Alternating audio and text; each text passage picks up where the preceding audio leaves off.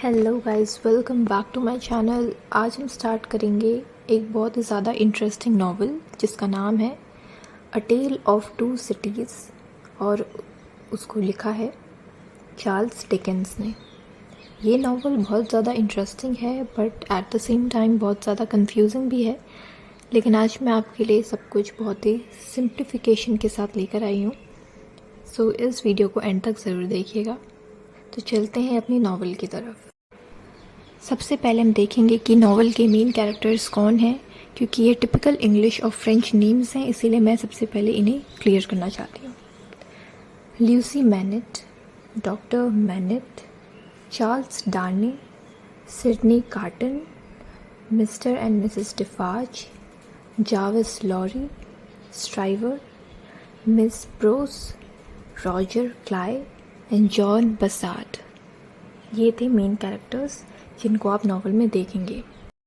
अब हम बात करते हैं अपनी समरी के बारे में कि आखिर नावल है किस चीज़ के बारे में। अ टेल ऑफ टू सिटीज़ में जो टू सिटीज़ हैं वो है लंदन और पेरिस, जो कि कैपिटल है दो कंट्रीज़ की, इंग्लैंड एंड फ्रांस। तो ये जो स्टोरी है ये स्टार्ट होती है जाविस लॉरी से, जो कि गार्डियन है ल्यूसी मैनेट के। तो इनके एक मिशन पे जा रहे होते हैं और ये मिशन होता है रिहेबिलिटेशन ऑफ डॉक्टर मैनेट, यानी डॉक्टर मैनेट को उनकी गुड स्टेट में वापस से रिस्टोर करना, क्योंकि अब वो प्रिजन से बाहर आए हैं 18 ईयर्स के बाद और उनकी जो मेंटल कंडीशन है वो स्टेबल नहीं है। तो उसको स्टेबल करने का जो मिशन है वो जाविस लॉरी ने अपने ऊपर ले रखा है। तो जाविस लॉरी सबसे पहले डवर जाते हैं। डवर एक जगह का नाम है जहाँ पे वो ल्यूसी मैनेट से मिलते हैं और ल्यूसी मैनेट को ये न्यूज़ देते हैं कि उनके जो फादर हैं डॉक्टर मैनेट यानी कि अलेक्जेंडर मैनेट, जिनको वो सोचती थी कि वो डेड हैं, अब इस दुनिया में नहीं हैं, वो एक्चुअली में ज़िंदा है और प्रिजन से रिलीज़ उन्हें कर दिया गया है। जब जाविस लॉरी ल्यूसी से मिलते हैं तो उन्होंने ये बताया ल्यूसी को कि वो उनके फादर के बहुत ज़्यादा क्लोज़ एक्वेंटेंस हैं और वो ये बताते हुए बहुत नर्वस हो रहे थे। तो उन्होंने अपना जो विग है वो एडजस्ट किया और ल्यूसी को बोला कि वो उनके फादर की उन्हें पूरी कहानी बताएंगे कि उनके फादर डेड नहीं थे, सिर्फ डिसअपेयर हुए थे।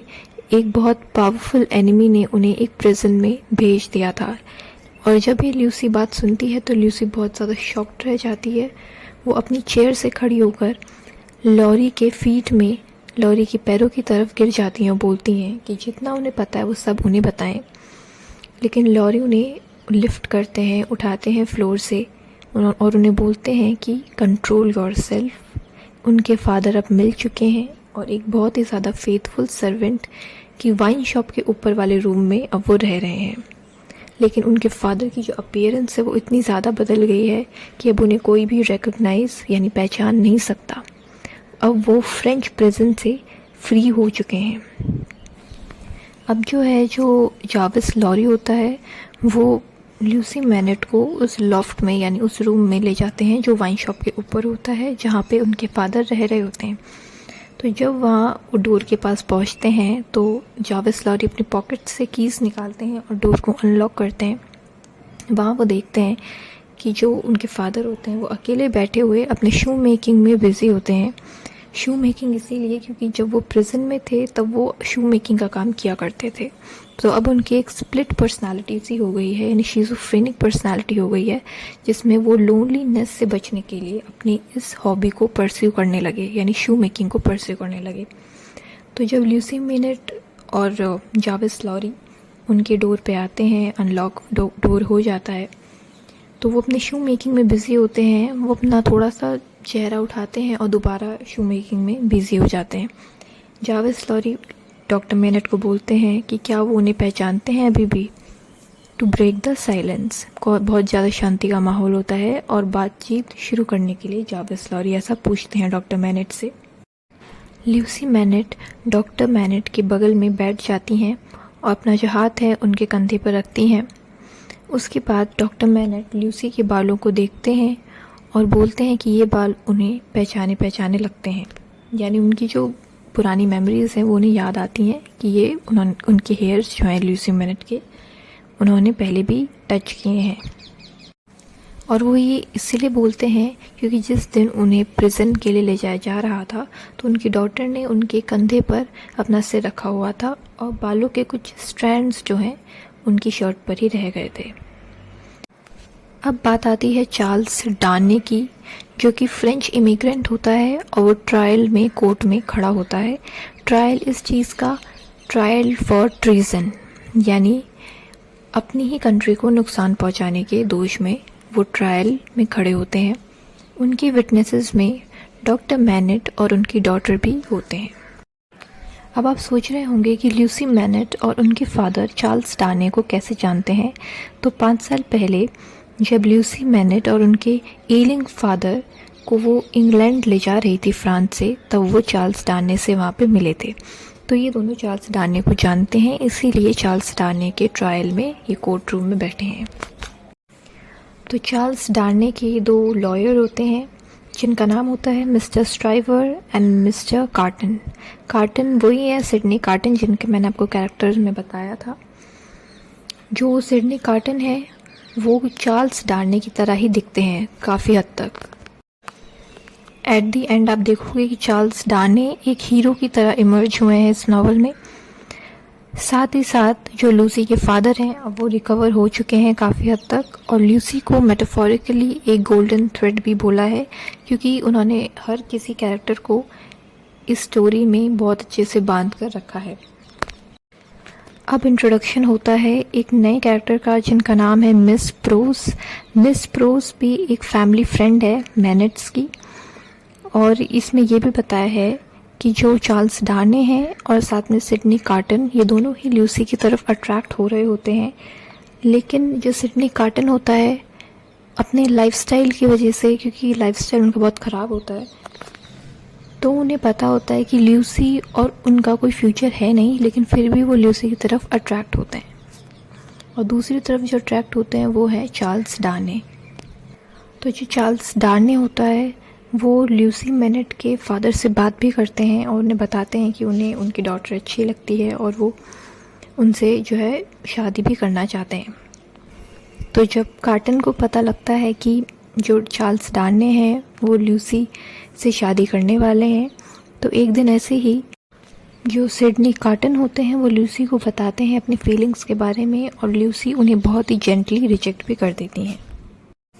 अब वाइन शॉप के सीन के बारे में बताया जाता है कि वहाँ क्या हो रहा है। तो वहाँ पर एक रोड मेंडर आता है और एक आई विटनेस अकाउंट देता है एग्जीक्यूशन ऑफ अ मैन जिसका नाम होता है गैस्पार्ड। गैस्पार्ड का जो बेटा था वो कुचल दिया गया था मार्कीज़ के कैरेज से, और गुस्से में मार्कीज़ को चाकू मार दिया गैस्पार्ड ने। तो गैस्पार्ड को अरेस्ट कर दिया और पब्लिकली हैंग भी कर दिया। तो ये जो स्टोरी बताई जा रही थी ये मिस्टर और मिसेस डिफाज बहुत ही ज़्यादा गुस्से में सुन रहे होते हैं। तो जब ये लोग चले जाते हैं वाइन शॉप से, तो एक दूसरा इंसान आता है जिसका नाम होता है जॉन बसार्ड। वो उनसे कुछ इन्फॉर्मेशन एक्सट्रैक्ट करने की सोचता है, पर उनसे कोई इन्फॉर्मेशन नहीं मिलती। लेकिन वो ये ज़रूर बताता है कि जो मिस्टर डिफार्ज के ओल्ड मास्टर हैं यानी कि डॉक्टर मैनेट, उनकी जो डॉटर है उसने उस बंदे से शादी की है जो एरिस्टोक्रेट एवरमॉन्ट था और आज अपने आप को डार्ने के नाम से बताता है। एक्चुअली जो चार्ल्स डार्ने है वो नेफ्यू है मार्कीज सेंट एवरमॉन्ट का, और यही लोग थे जिम्मेदार डॉक्टर मैनेट की प्रिजन कराने में। तो लूसी की शादी से एक दिन पहले डॉक्टर मैनेट अपने पुराने दिन यानी प्रिजन के डेज़ को याद कर रहे होते हैं, लेकिन उन्हें ट्रस्ट होता है कि उनके आगे ऐसा कोई भी खतरा नहीं है अब फ्यूचर में। लेकिन जब लूसी और लूसी का हस्बैंड चले जाते हैं अपने घर से यानी डॉक्टर मैनेट के घर से, तो जो डॉक्टर मैनेट है वो अपने दोबारा शू मेकिंग के काम में बिज़ी हो जाते हैं और सोचते हैं उस चीज़ों के बारे में जो चार्ल्स डार्ने ने उन्हें डिस्क्लोज़ की हैं। थोड़े दिन बाद डॉक्टर मैनेट दोबारा सही हो जाते हैं और वो रिलक्टेंटली अपनी वर्क बेंच और अपने जो टूल्स होते हैं उन्हें डिस्ट्रॉय करने की जो परमिशन दे देते हैं मिस्टर लॉरी को और मिस प्रोस को, और दोनों के दोनों से डिस्ट्रॉय भी कर देते हैं। तो जो लूसी का जो घर था वो एक सिंबल था पीस का, स्टेबिलिटी का, जो कि इंग्लैंड एंजॉय कर रहा था। ऑन दी अदर हैंड जहाँ फ्रांस था वहाँ पे रेवोल्यूशन शुरू हो चुका था। मिस्टर एंड मिसेस डिफार्ज स्ट्रीट्स पर निकल आए थे रेवोल्यूशन के लिए, और कोई भी ऐसा इंसान जिस पर थोड़ा भी शक था उसे उसी टाइम एग्जीक्यूट कर दिया जा रहा था, मार दिया जा रहा था, या फिर उसे प्रिजन में ले लिया जा रहा था। तो चार्ल्स डिकेंस ने अपने इस नावल में रेवोल्यूशन को एक ब्लड थर्स्टी, एनार्किक और सेल्फ डिस्ट्रक्टिव चीज़ बताई है। तो जब चार्ल्स डार्ने पेरिस में आता है तो उसे पेरिस में आते ही अरेस्ट कर लिया जाता है। तो ल्यूसी भी पेरिस आई चार्ल्स डार्ने को सर्च करने, लेकिन जो डॉक्टर मैनेट थे जो कि ऑलरेडी वहाँ के प्रिजनर रह चुके हैं, एक्स प्रिजनर हैं, तो वो अंदर की इन्फॉर्मेशन को कलेक्ट करते हैं, वहाँ पर एक्सेस लेते हैं इनर सर्कल में, और ल्यूसी को बताते हैं कि चार्ल्स डार्ने को ऐसे ही एग्जीक्यूट नहीं किया जाएगा। इन्हीं सब चीज़ों में मिस प्रोस अपने ब्रदर से भी मिल जाती हैं, जो कि अब अपने आप को जॉन बसार्ड बताता है, लेकिन पहले उसका नाम सोलोमन था। लेकिन जब कार्टन बसार्ड से मिलता है तो कार्टन को समझ आ जाता है कि बसार्ड उनकी हेल्प कर सकता है डार्ने तक पहुंचने में, इसीलिए वो बोलता है कि बसार्ड को कि मिस्टर लॉरी के पास चलो, नहीं तो वो उसका पास्ट जो है सबको डिस्क्लोज़ कर देगा। तो वो धमकी देता है बसार्ड को। तो नेक्स्ट डे जो डार्ने हैं वो फिर से ट्रायल पे खड़ा हो जाता है, और अब नावल का क्लाइमेक्स आने वाला है, जहाँ पे जो एविडेंस दिया जाता है वो देते हैं डॉक्टर मैनेट। क्योंकि जो मिस्टर मैनेट होते हैं वो एक्सीडेंटली एक क्राइम के विटनेस बन गए थे, जब एक क्राइम कमिट हुआ था दो एरिस्टोक्रेटिक ब्रदर्स से।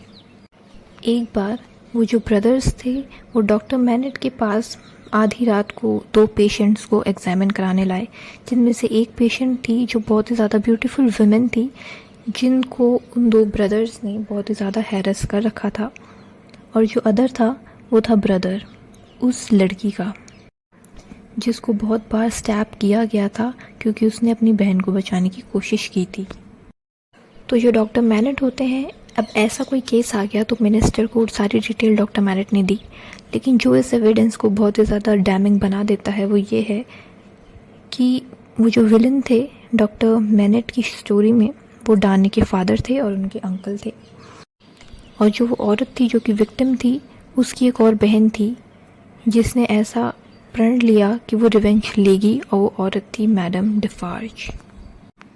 चार्ल्स डार्ने का जो ट्रायल ख़त्म हो गया है, अब कार्टन को पता लग गया है कि जो मैडम डिफार्ज है वो लूसी को और उसकी चाइल्ड को और साथ ही साथ डॉक्टर मैनेट को नुकसान पहुंचाना चाहती हैं। इसीलिए जो सिडनी होते हैं, यानी सिडनी, कार्टन और मिस्टर लॉरी, ये सब प्लान करते हैं कि कैसे ना कैसे करके लूसी और लूसी की फैमिली को यहाँ से भेज दिया जाए ताकि कोई भी उन्हें हार्म ना पहुँचे। तो जो चार्ल्स डार्ने होता है वो सोचता है कि अब उसका एग्जीक्यूशन तो होना ही होना है, लेकिन जो सिडनी कार्टन होता है, जो कि मैंने आपको पहले बताया था बहुत ज़्यादा क्लोज रिसेम्बलेंस है चार्ल्स डार्ने के साथ, वो अपने जो क्लोथ्स हैं वो एक्सचेंज करता है। गलती से मैडम डिफार्ज को गोली लग जाती है और मारने वाली जो होती है वो होती है मिस प्रोस।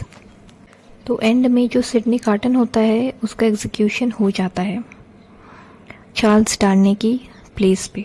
तो इस तरीके से ये नावल यहीं पे एंड हो जाती है, जहाँ पे जो सिडनी कार्टन होता है वो एंड में सिर्फ जीसस क्राइस्ट के वर्ड्स को रिकॉल कर रहा होता है।